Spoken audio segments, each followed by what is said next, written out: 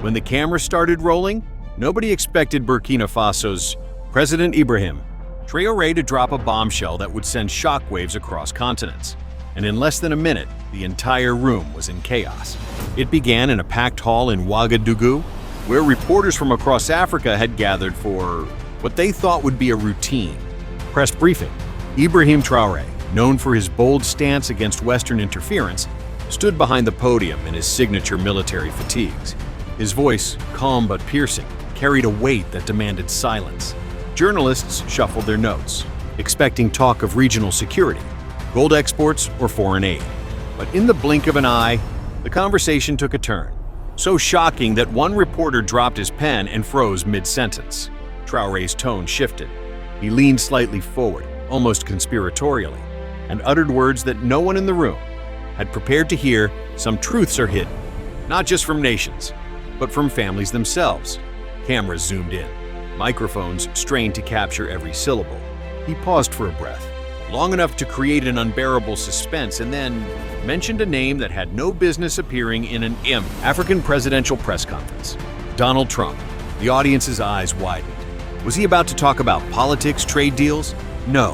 What came next was a revelation no political analyst could have predicted. According to Traoré, during a closed-door diplomatic meeting months earlier, a private document had accidentally landed on his desk. A document bearing the seal of the United States, marked confidential. Inside was a dossier containing personal details, photographs, and handwritten notes. What struck him was not the political content, but the unmistakable claim a young woman, living quietly under a different surname, was allegedly the biological daughter of Donald Trump. The room erupted in murmurs. Journalists exchanged glances, unsure whether to laugh, gasp, or start typing furiously. He described the dossier as meticulous, almost obsessive in detail. There were dated photographs from the 1990s, showing Trump alongside a woman who was not publicly known. Traoré insisted the photos were authenticated by U.S. intelligence itself, though he never explained how he came to that conclusion. The story deepened. This daughter, according to the files, had been shielded from public attention not for her safety, but for reasons tied to political image and inheritance disputes.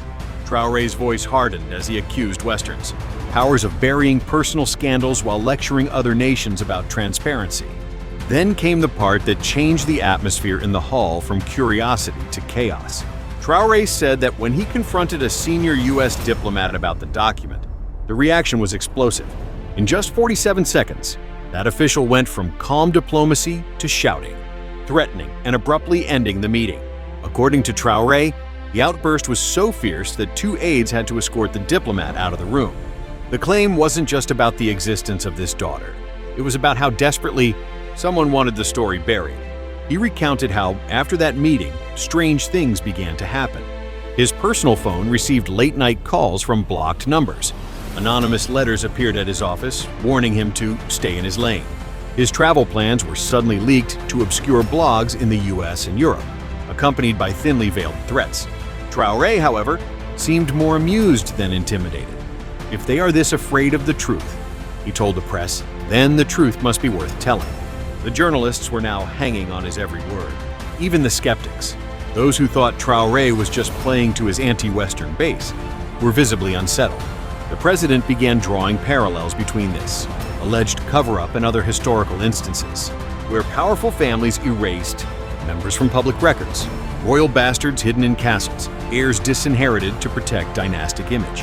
But here, he claimed, was a modern example, involving one of the most recognizable political figures in the world. He detailed how the supposed daughter had grown up under a false identity, living in a coastal city outside the U.S., attending private schools under a trust fund managed by a law firm that specialized in anonymity. Her life, according to Traoré, was a carefully constructed fiction, and she herself might not even know the full truth of her parentage. The more he spoke, the more it felt less like a press conference, and more like a geopolitical thriller, unfolding in real time. A few reporters, sensing the potential danger of the story, asked Traoré if he had considered the consequences of making such a claim public.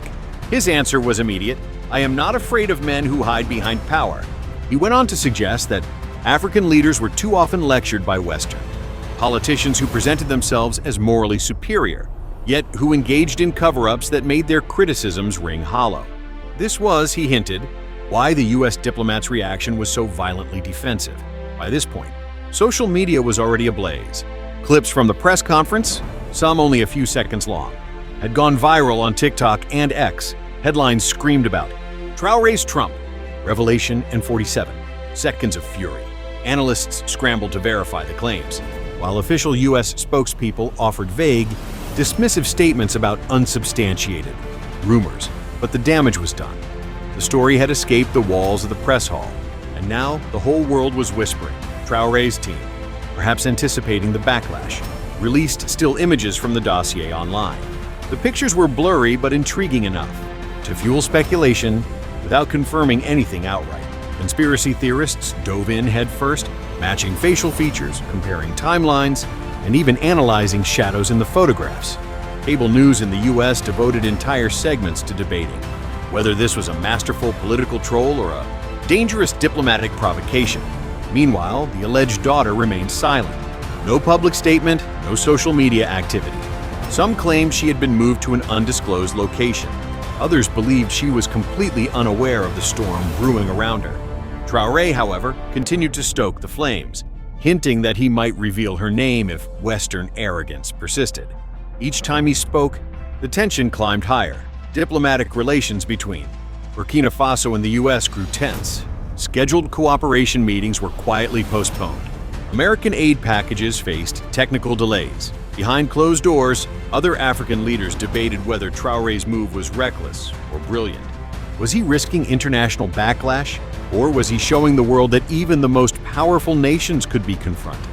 The longer the story lingered in the headlines, the more it began to take on a life of its own. Fiction writers, YouTubers, and investigative journalists all jumped into the fray, spinning theories and crafting timelines. Every unexplained gap in Trump's public history became suspect. Every anonymous young woman photographed in his orbit was scrutinized.